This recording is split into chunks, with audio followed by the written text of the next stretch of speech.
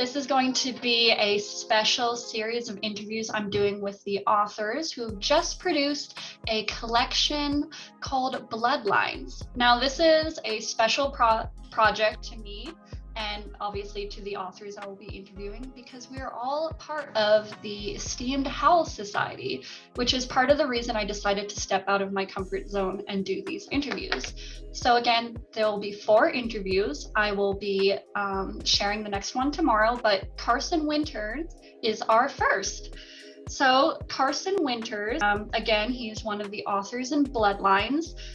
It's a collection of 4 tales of familiar, no, I don't think that's supposed to be an R, familial fear.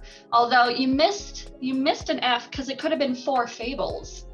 Just putting that out there, you missed that. But Carson's story, I Am Not to Be Replaced, appears along with 3 others, which again, I'll be interviewing the authors in the upcoming interviews. The release date is January 11th, 2022, and you'll be able to pre-order as this interview is coming out right now. So you can click the link in the notes below or in my blog post, and you can jump right there and pre-order, and I would recommend it. I will also be sharing my overall review at the end of these 4 interviews, so look out for that. But again, it's worth the pre-order. Spoiler alert, worth the pre-order. So Carson Winter didn't provide me much info on his website for his bio, so if this seems a bit sparse, you can blame him. But he has been published multiple times before, including the very famous Festarian, Apex. He's also been on the No Sleep podcast and Signal Horizon. His debut novella, Reunion Special, is available on Amazon. You can also check him out on his website at carsonwinter.com. And a big call out, because his latest story in Haskins is in issue 127 of Apex. So you should also check that out, because Apex doesn't publish anything that isn't amazing. So with that intro, hi Carson. Hey, how's it going? Pretty good. Thank you for joining me and letting me interview you. And also thank you for the advanced copy of your collection. I really enjoyed it. No problem. Thank you for having me. Yeah. So did you want to tell us how this project started? I can't say personally I ever remember coming across a collection that was, assumably I'm going to say like you guys all worked together on theme, editing, from start to finish. It was 4 authors coming together on this project, but can you go a little into detail about how it started? Yeah, I mean, we're all kind of young independent authors who are often frustrated with kind of the slow pace of publishing in the publishing industry. We love traditional publications. We love doing the submission game, but at the same time, as any young writer knows, there's a lot of waiting in the submission game too. So one day I just kind of threw it out there. Hey, let's do something together. Does anybody want to do something with me? And Chris, Anthony, and Alex all said, hey, yes, let's do something. And then we put our heads together. We decided to do 4 novelettes because they were, an appropriate length. It felt about right. We looked what people had lying around, looked for common themes, and half of us had stories, half of us didn't. So at that point, we decided family is a pretty common theme everyone can relate to. And from there, we just went to work. And what kind of challenges did you bump up against doing this? Because if you guys were all kind of leading at the same time, did it ever get to kind of be like too many cooks in the kitchen, or did you kind of have like a good rhythm going? We worked really well together. I think we just kind of had the same expectations that everybody would be doing their own thing for the most part. We compared story ideas early on just so nobody would be stepping on each other's toes with like certain angles and themes, and could all do unique takes on the theme. But otherwise, like we absolutely had disagreements throughout the process. But I mean, at the same time, we all kind of went into it with so few expectations that it wasn't hard to just say, fine, let's try out this way, or I'll back down on this one, but I'll get the next one type thing. It was a pretty chill, fun process actually going through it. How long did it take from start to finish? I believe on the release date, it'll be like 6 months. 6 months exactly.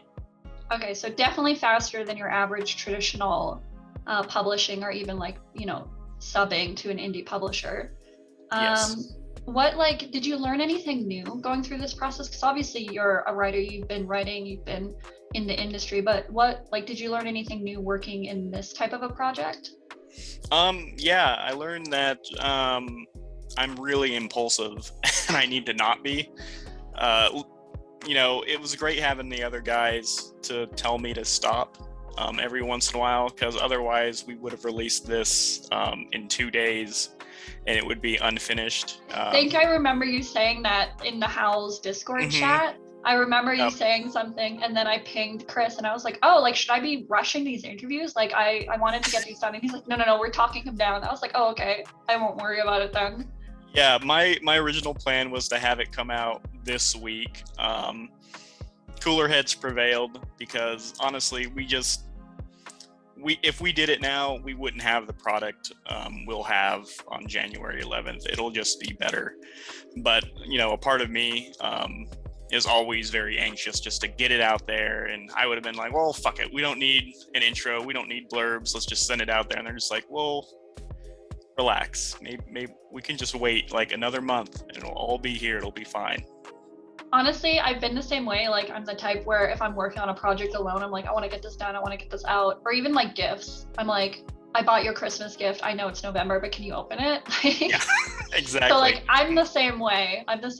And that's a good way to call out. I know you asked the founder of the Howl Society to write your foreword, Solomon Force, who is he's in the Discord. He was the one who founded it, for people who don't know, and he's obviously a driving force behind a lot of the energy the club has. So that's really cool that you're having it, because I'm assuming you met everyone through Howls, right?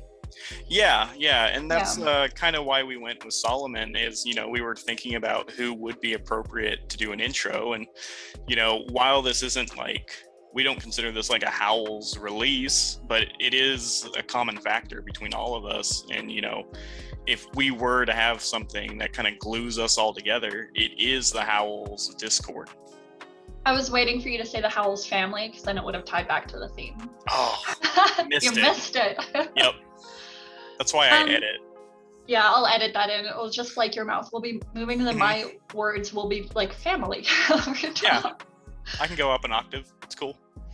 So again, your story was called I Am Not to Be Replaced. Did you want to give us a little blurb about it? Sure. About it, and tell us what inspired it?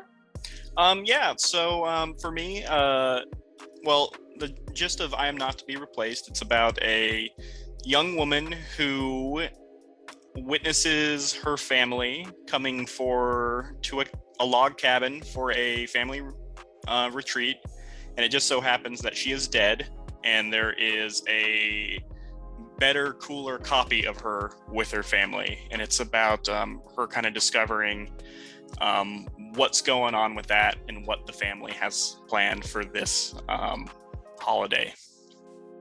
And it came to be essentially just because I wanted to challenge myself to write a ghost story.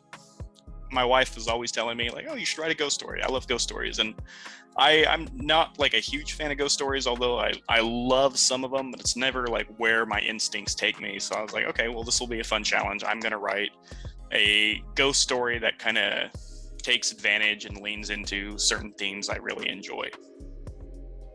Okay, and so we don't want to spoil too much, but I will say the ending is quite unexpected, and I think people are going to enjoy that. And so then, if we're talking about inspirations, like, do you have any specific writing inspirations you'd want to call out to, or like influences on your writing itself? Yeah, absolutely. I mean, for me, it all boils down to some of the bigger, weird influenced horror writers of today: Brian Evanson, Laird Barron, Thomas Ligotti, Gemma Files. There's so many great horror writers working today. that I think have absolutely shaped my writing. If I hadn't have read them, I'd be doing like bad Jack Ketchum impressions to this day or something. And so you did say that there's only been a few ghost stories that you have liked. So I'm curious, can you name a couple? Well, The Haunting of Hill House, that's kind of like my big one. I love Shirley Jackson. I love Ghost Story by Peter Straub. There's lots of great ghost stories out there. It's just for some reason when I'm thinking about horror, when I'm sitting at the keyboard, it's just never where my mind goes naturally. So for me, it was about kind of like doing a little course correction and seeing if I could also play in that sandbox. That's fair. Then, so I know this is something I think writers and just people in general can be curious about, but what is your writing process like? For me, I really don't have one besides I aim for consistency. I try to write every day. I'm like really blindly dedicated to having my ass in a chair at a keyboard every day. Yeah, and I just write. That's all I do is, I write whether it's going to be good or bad. I am not afraid to put shit on a screen every day. And if it's total garbage, that's fine. At least I did something. Eventually, I have to write something decent. And even if I don't, there's editing. And I definitely think that's at least what I hear from people who ask me like how I'm able to write is the fact that they're afraid to write something bad, so they never end up writing at all. Like, how do you quiet that voice in you? Because I'm sure you have it too, like the one that says, "Oh, this is bad. Why are you trying?" Yeah, absolutely. And there's been like multiple times this year where I realize like as I'm writing it, it's like I'm seeing myself in third person. I'm like, oh well, look, Carson's writing a shitty story right now. Good for him. And then what I do is I finish it anyways, and and I'm like, okay, well, I have a shitty story in my Google Drive. It'll be fine. For me, it's like I think you just have to kind of embrace it. Like, there's no part of being a writer that exempts you from writing bad shit. Like, it's just gonna happen. If you're an amateur writer, if you're a great writer, not everything you write is gonna be good. You're gonna write tons of trash, and that's fine. That's part of the process. You really just gotta embrace it as part of the process, and hopefully, recognize your own instincts, what kind of idiosyncrasies you're putting into your work. Try to identify like the patterns that make you write stories that you don't like, and try to correct from them. But like, I think it's more important just to embrace the entire experience of being a writer, which is, I think, more like treating it like work than seeing yourself as this grand artist every day with a paintbrush, painting the ceiling of a cathedral. It's better just to be a journeyman and then figure it out. Mm-hmm. So you say you just sit down and write. So I actually learned this term recently. Like, does that mean you're like a pantser? Like, you don't really outline? Yeah, I'm the same way. No. Yeah. There's no planning in my process. I feel like that's the impulsive side of us. We're just like, I'm just going to sit down and see what vomits up. That's cool. Mm-hmm. Yeah, there might be like an image or something in my head, some vague ideas. I've been trying to get better at that planning aspect, because it does. But I think more important than for me as a pantser, planning, it's more having like a correct scope of the project, because that's how all my short stories would really get out of hand earlier. And they'd be 7,000 words, but they'd also be like really unfocused 7,000 words. And then, they would have dumb plot twists, changes of perspective. They were just a mess. I think really when I started learning like how much story is actually contained in a short story, it gave me the correct framework to be able to pants more efficiently. And then, so on that, like, did you learn that mainly from just writing? Or I know some people will read books like on writing by Stephen King and such like that. Like, or did you just kind of learn it naturally through like writing every day and just getting that practice in? It was actually due to my HWA mentor, Lisa Diane Kastner. I thought it was a really good piece of advice she gave me, was that I kept talking about how I had so much trouble kind of reining in my short stories so that they're logical. I consider myself a very illogical person. I don't make linear connections very well. And like if somebody points something out to me, I'm just like, well, fuck it, who cares? Like dream logic, whatever. That's just how I think.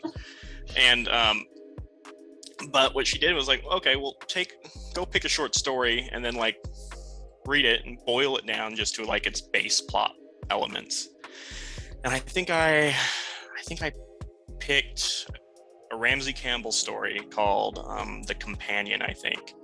And I boiled it down to its plot elements, just like bare bones. And it was like, you know, establish the setting, inciting incident, 1 spooky thing happens, 2 spooky things happen, 3 spooky things happen, and that's the end. Mm-hmm. And then when I started thinking about short stories in that kind of framework, it really just was like, oh, a big like light bulb moment for me.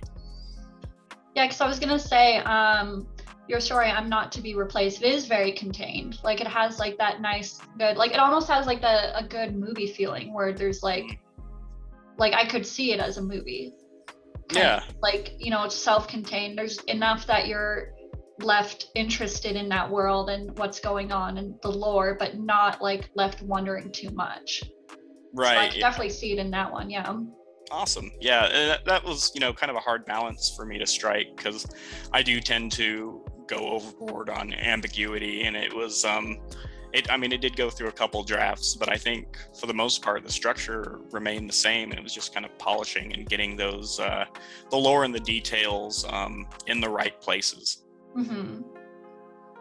All right, then what kind of tips, since you yourself say you got a lot of good tips from the mentorship program, like what would you say to a writer who's starting out or maybe struggling or just needs like a fresh take on things? Like what would be, let's say, your top 3 or 5 tips?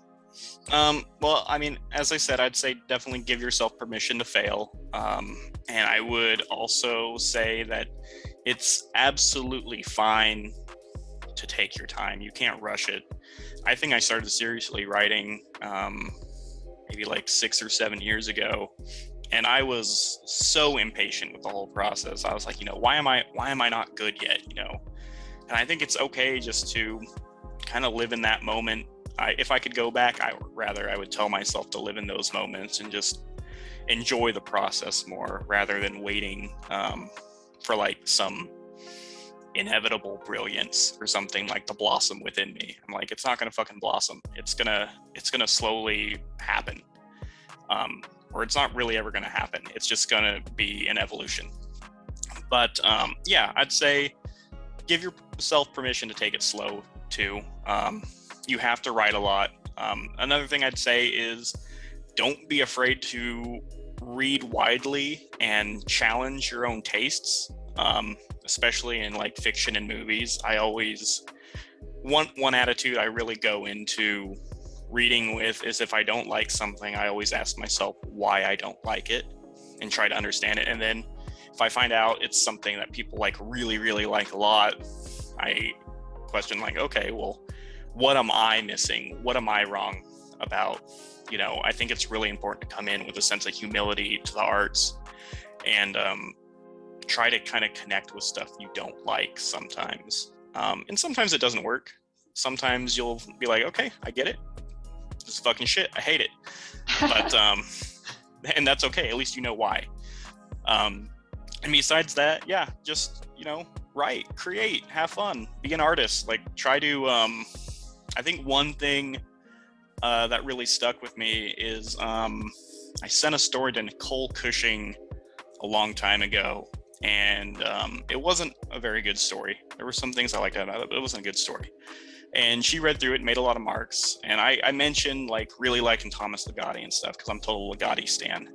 And she said, well, it's like, yeah, that's great and shit, but like we don't need any more Ligotti stories. We have Ligotti. We need more Carson Winter stories.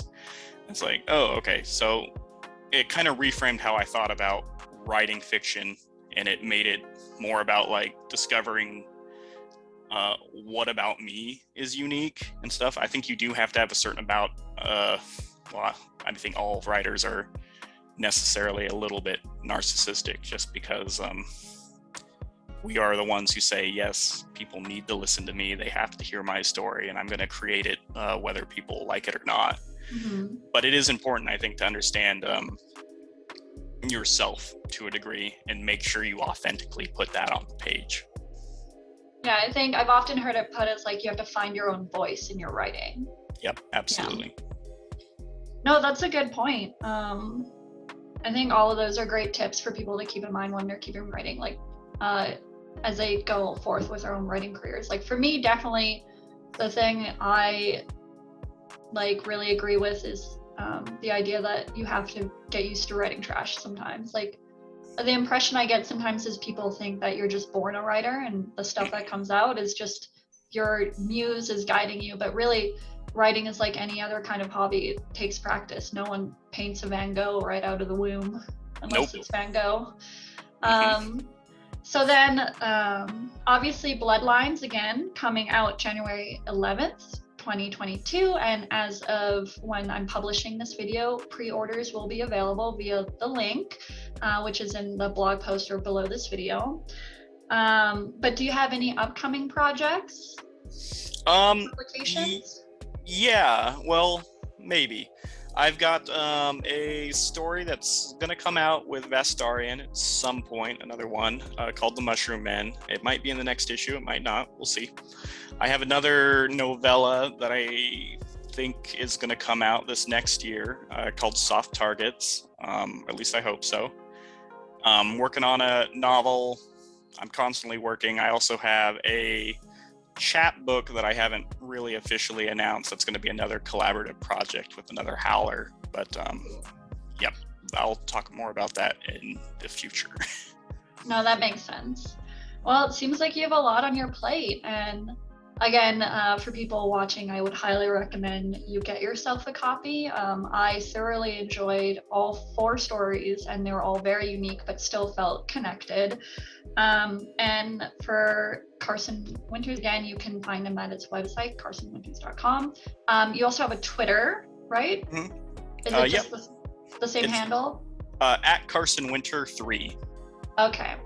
And again, all this information is going to be in the description of the video and on my blog post, so you can check it out there. And thanks again for letting me read an advanced copy. I really enjoyed it. Also, I'm sure people will have seen the thumbnail and such, but the cover is pretty badass as well. Thank you. Is there anything else you'd like to say before we sign off?